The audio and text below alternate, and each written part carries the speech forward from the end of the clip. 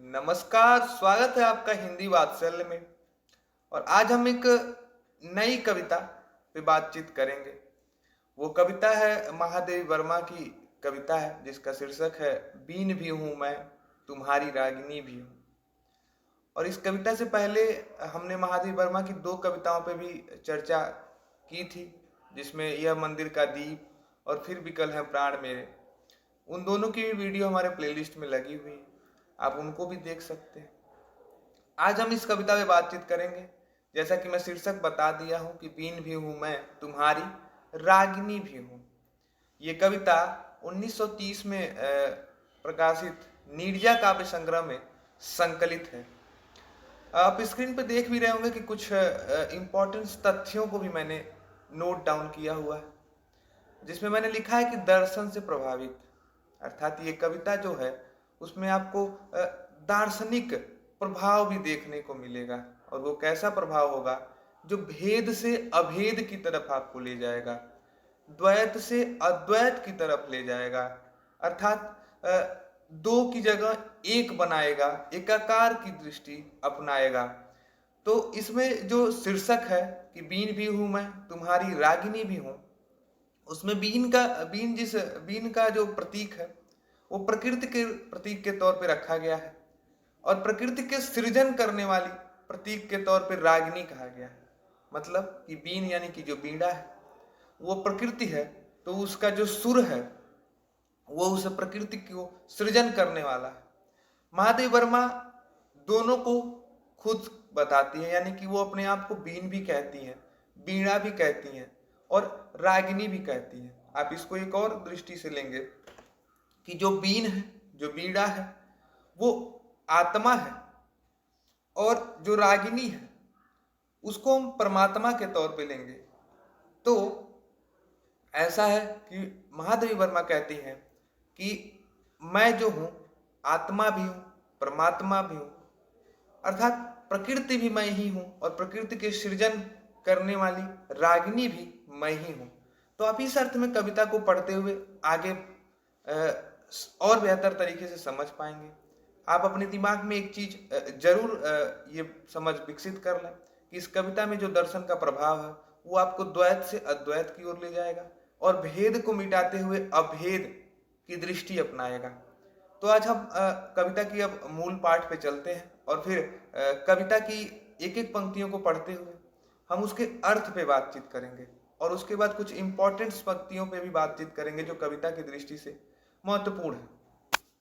तो कविता कुछ यूं है कि बीन भी हूं मैं, तुम्हारी रागिनी भी हूं, नींद थी मेरी अचल निस्पंद कड़कड़ में, प्रथम जागृत थी जगत के प्रथम स्पंदन में, प्रलय में मेरा पता पद चिन्ह जीवन में, साप हूं जो बन गया वरदान बंधन में, कुल भी हूं कुलहीन प्रवाहिनी भी हूं। पहली पंक्ति जो बताया मैंने कि बीन भी हूं मैं, तुम्हारी रागिनी भी हूं, अर्थात बीड़ा, जो बीन वो भी मैं ही हूं, और उस बीड़ा से जो रागिनी निकल रही है, जो सुर निकल रहे हैं, वो सुर भी मैं ही हूं। मतलब कि प्रकृति भी मैं हूं, प्रकृति के सृजन करने वाली जो शक्ति है, जो चेतना है, वो भी मैं ही हूं। आगे कह रहे हैं कि नींद थी मेरी अचल निस्पंद कण में। आप देखेंगे कि महादेवी वर्मा इसमें स्त्री जीवन के अधूरे व्यक्तित्व को भी प्रदर्शित करेंगी, और उसकी व्यवस्था को, उसकी अवधारणा को भी खारिज करेंगी कि जो स्त्री जीवन का जो व्यक्तित्व है, जिसको समाज में अधूरे व्यक्तित्व के तौर पे देखा गया है, उस अधूरे व्यक्तित्व की अवधारणा को खारिज करते हुए आगे बढ़ेंगी, और अपने स्त्री के अधूरे व्यक्तित्व को कहीं ना कहीं पूर्ण करते हुए नजरिए से कविता को आगे बढ़ाती हुई देखी जाएंगी।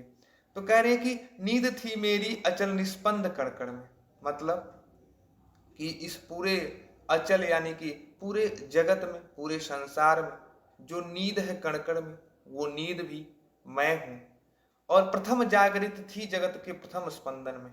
मतलब आप देख सकते हैं कि निस्पंद और स्पंदन जो है ये महादेवी वर्मा की बहुत ही पसंदीदा शब्द हैं।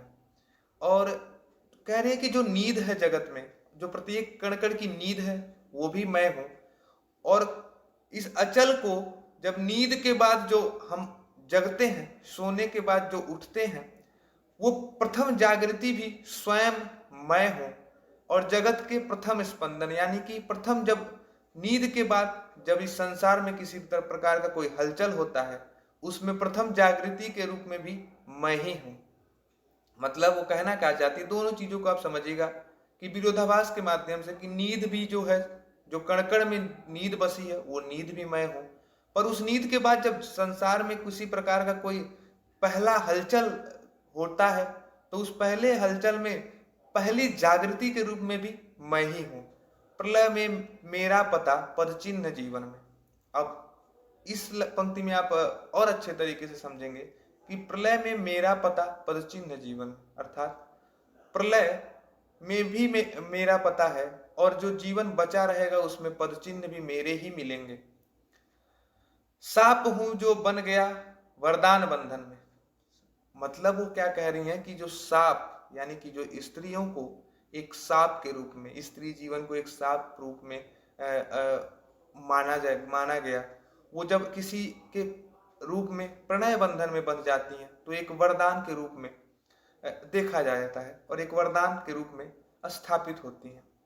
कह रहे हैं कि कुल भी हूं, कुलहीन प्रवाहिनी भी हूं।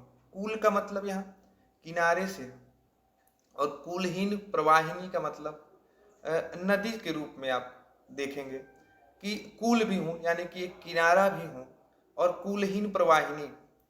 हम देखते हैं कि जब नदी या फिर किसी भी पानी वाले पोखरे या फिर तालाब शांत के जगह पे हम उसके किनारों को देखते हैं, लेकिन जब कोई नदी बहती हुई है तो हम नदी की धारा को देखते हैं। तो महादेवी वर्मा यहाँ कह रहे हैं कि मैं कुल भी हूँ अर्थात किनारा भी हूँ, और कुलहीन प्रवाहिनी यानी कि किनारों को तोड़ते हुए एक प्रवाह नदी के रूप में भी हूँ। इस पंक्ति में आप स्त्री चेतना यानी कि स्त्री अस्मिता के रूप में, स्त्री विमर्श के रूप में अगर समझें तो एक स्त्री कुल यानी कि किनारे के रूप में भी है, और उस किनारे को, उस बेड़ियों को, उस दीवार को तोड़ के प्रवाह होती है तो उसे भी कोई रोक नहीं पाता है। ये कहना चाहती हैं कि स्त्री जो है वो अपने पूरे चरित्र में दोनों तरह की चीजों को अपनाए हुए है। आगे बढ़ती हैं तो कहती हैं कि नयन में जिसके जलद वह त्रिषित चातक हो, सलभ जिसके प्राण में वह निष्ठुर दीपक हो, फूल को उर में छिपाए बिकल बुलबुल हूँ, एक होकर दूर तन से छाह वह चल हूँ, दूर तुमसे हूँ अखंड सुहागिनी भी हूँ। नयन में जिसके जलद वह त्रिषित चातक हो। चातक एक विशेष मौसम में पक्षी के रूप में पाया जाता है, और त्रिषित का मतलब प्यासा। कह रहे कि नयन जिसके जलद में वह त्रिषित चातक हो। आप फिर यहाँ पे विरोधाभास के माध्यम से समझेंगे कि एक अपने आप को ऐसे चातक पक्षी के रूप में बताना चाहती हैं, डिकोड कर रही हैं कि एक ऐसा प्यासा पक्षी जिसकी आंखों में निरंतर लगातार अश्रु रूपी जल भरा होता है, अर्थात जिसके आंखों में जलद यानी कि बादल ही हैं, आंसुओं के बादल ही हैं, उस तरह के। और वो प्यासा चातक खुद को बता रही हैं, ऐसा प्यासा चातक जिसकी आंख में खुद बादल है, खुद जल से भरा हुआ है।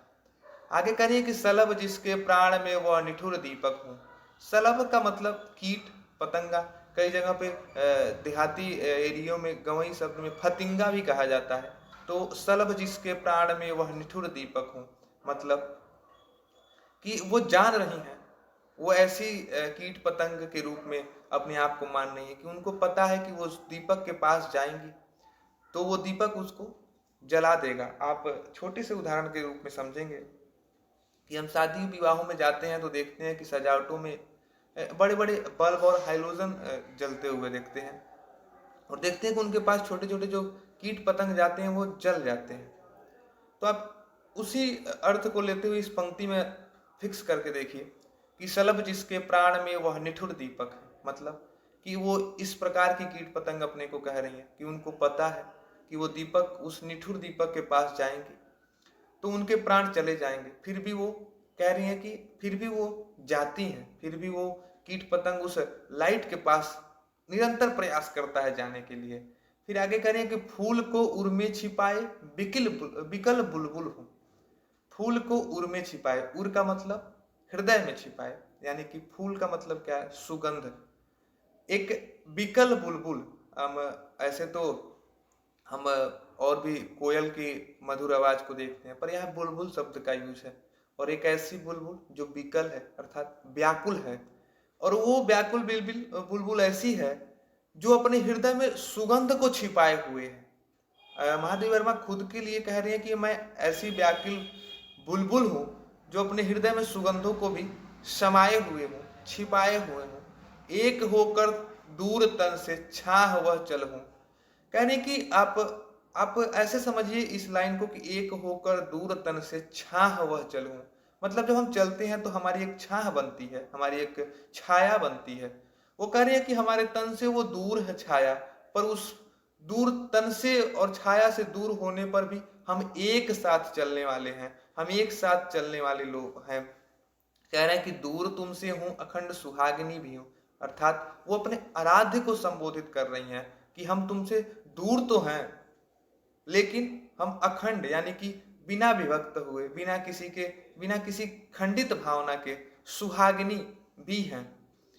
और ऐसे में वो क्या करें कि फिर से उस अधूरे व्यक्तित्व को जो स्त्रियों के रूप में एक गढ़ा गया है, उस व्यक्तित्व को पूरा करने के प्रयास में लगी हुई है। वो कह रही है कि हम दूर तन से, एक होकर दूर तन से छाह वह चलूं। मतलब वो जो छाया शरीर की बनती है वो एक तन से दूर तो है, पर वो दोनों एक साथ ही चलते हैं। अर्थात वो अपने देव को, आराध्य को संबोधित करते हुए कह रही है कि मैं तुमसे दूर तो हूं, पर मैं अखंड सुहागिनी भी हूं। आगे महादेवी जी कहती हैं कि आग हूं, आग हूं जिसके ढुलकते बिंदु हिम जल के, शून्य हूं जिसको बिछे हैं पावड़े पल के, पुलक हूं वह जो पला है कठिन प्रस्तर में, हूं वही प्रतिबिंब जो आधार के उर में, नलघन भी नील घन भी, वो मिस्टेक हो गया है कि नील होगा वहां पे, कि नील घन घन भी हूं सुनहली दामिनी भी, आग हूं जिसके ढुलकते बिंदु हिम जल के। आप फिर से यहाँ देखेंगे कि बार बार पंक्तियों में वो एक दो विरोध वाले स्थितियों को रच रही हैं कि आग हूं जिसके ढुलकते बिंदु हिम जल के। हम देखते हैं कि आग तो हमें जलाती ही जलाती है। जब कभी आप बर्फ को देखेंगे, कोई बर्फ जो बहुत ही अपने ऐसे अवस्था में रहे, तो वो बर्फ भी हमें बहुत ही दुख देता है। मतलब उस बर्फ पे भी हम चलते हैं तो हमें पीड़ा होती है। तो इस पंक्ति में यही कहना चाहती हैं कि आग हूं जिसके ढुलकते बिंदु हिम जल के, अर्थात शीतल तो हूं मैं, पर मैं एक ऐसी आग हूं जो शीतलता लिए हूं। तो कह रहे कि शीतल एक ऐसी आग है जो शीतलता लिए हुए है। आगे लिख रही है कि शून्य हूं जिसके पीछे है पावड़े पल के, अर्थात वो शून्य हूं जिसके, आप पावड़े का अर्थ मतलब क्या है कि किसी प्रकार का कोई दरी बिछा के, अर्थात पल के, यानी कि आंखों से किसी के इंतजार में, बहुत ही इंतजार करना, एक पूरी व्यवस्था के साथ इंतजार करना। वो कह रही कि जिसकी बिछे हैं पावड़े पल के, बिछे हैं यानी कि आंखों की दरी बिछाते हुए कि उनका इंतजार करना, उस तरह की वो शून्य है। खुद को कह रही है कि पुलक हूं वह जो पला है कठिन प्रस्तर में, अर्थात पुलक यानी कि वह खुशी हूं मैं जिसका पालन पोषण कठिन पहाड़ों, कठिन पत्थरों के बीच में हुआ है। अर्थात अपने दुखी और पीड़ा से युक्त जीवन के बारे में कह रही हैं कि मैं वो खुशी हूं जो पला है, जिनका पालन पोषण कठिन पहाड़ों के बीच में हुआ है। हूं वही प्रतिबिंब जो आधार के उर में। दो चीज है, बिंब और प्रतिबिंब। वही कह रही है कि प्रतिबिंब हूं मैं वही जो आधार के उर में, यानी कि मैं वही प्रतिबिंब हूं जो बिंब के हृदय में है, अर्थात मैं उसी हृदय के बिंब के प्रतिबिंब के तौर पे हूं। फिर से वही चीजें आ गई कि बीन भी हूं मैं और रागिनी भी हूं, अर्थात बीड़ा भी हूं और बीड़ा के अंदर से निकलने वाली सुर भी हूं। अर्थात ये पंक्ति फिर से मैच करिए कि प्रतिबिंब हूं जो आधार के उर में है, यानी कि बिंब के हृदय में जो यानी कि जो आधार आधार यानी कि जो शरीर के हृदय में जो बिंब है उसी की प्रतिबिंब मैं भी हूं। नील घन भी हूं सुनहली दामिनी भी, मतलब नीला बादल भी हूं और उन बादलों के बीच सुनहली यानी कि श्वेत चमकती बिजली भी हूं। तो इन पूरी पंक्तियों में महादेवी वर्मा जी ने स्त्री के अधूरे व्यक्तित्व को समझाया है। आखिरी पदबंध होगा जिसमें वो कह रही हैं कि नाश भी हूं मैं अनंत विकास का क्रम भी, त्याग का दिन भी चरम आसक्ति का तम भी, तार भी आघात भी झंकार की गति भी, पात्र भी मधुप भी मधुर भी स्मृति भी, अधर भी हूं और स्मित की चांदनी भी हूं। मतलब वो खुद को इतनी तरह की चीजों से संबोधित कर रही हैं और स्वयं के लिए ये संबोधन है कि नाश भी हूं मैं अनंत विकास का क्रम भी, मतलब नाश तो हूं, विनाश तो हूं मैं, पर एक अनंत आदि के विकास का क्रम भी हूं मैं। त्याग का दिन भी चरम आसक्ति का तम भी, मतलब त्याग का दिन तो हूं मैं और लेकिन एक चरम यानी कि उच्च आसक्ति का मतलब लगाव कि का तम भी, तम का मतलब अंधेरे से है कि त्याग के दिन तो हूं, मतलब त्याग की उजाले के रूप में भी हूं और आसक्ति के अंधेरे के रूप में अंधकार के रूप में भी हूं मैं। तार भी हूं आघात भी झंकार की गति भी, पात्र भी मधुप भी मधुर विस्मृति भी।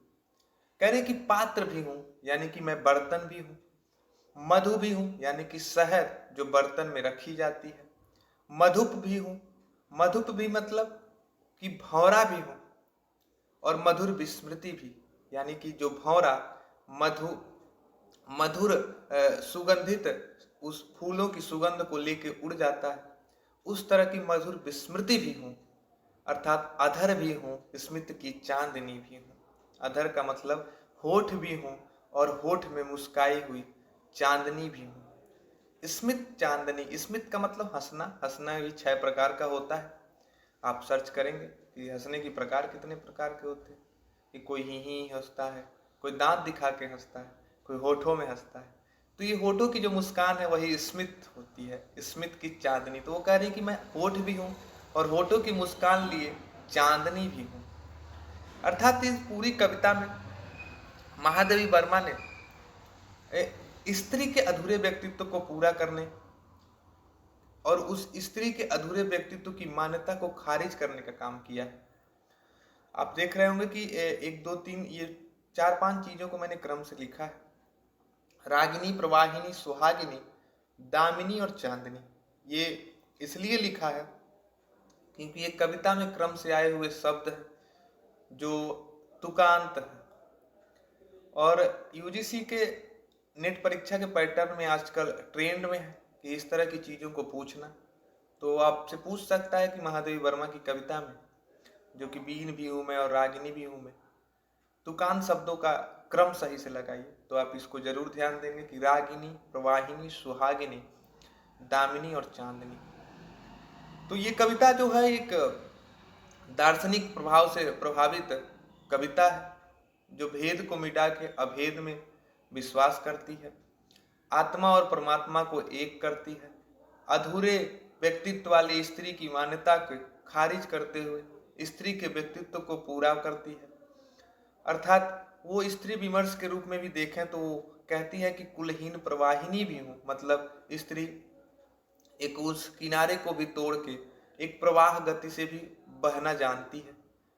तो महादेवी वर्मा इस कविता के माध्यम से उस भेद को मिटा के अभेद को स्थापित करना चाहती हैं, उस आत्मा को परमात्मा से जोड़ के एक करना चाहती हैं। तो उम्मीद करता हूं कि ये कविता आपको समझ में आई होगी। तो कविता समझ में आई है तो वीडियो को लाइक करें, शेयर करें ताकि ज़्यादा से ज़्यादा लोगों को मिल सके ये वीडियो। और अगर आप वीडियो पे अभी तक नए हैं चैनल पे तो सब्सक्राइब करें। और पूरी वीडियो देखने के बाद अपनी प्रतिक्रिया जो है वो कमेंट बॉक्स में देना ना भूलें।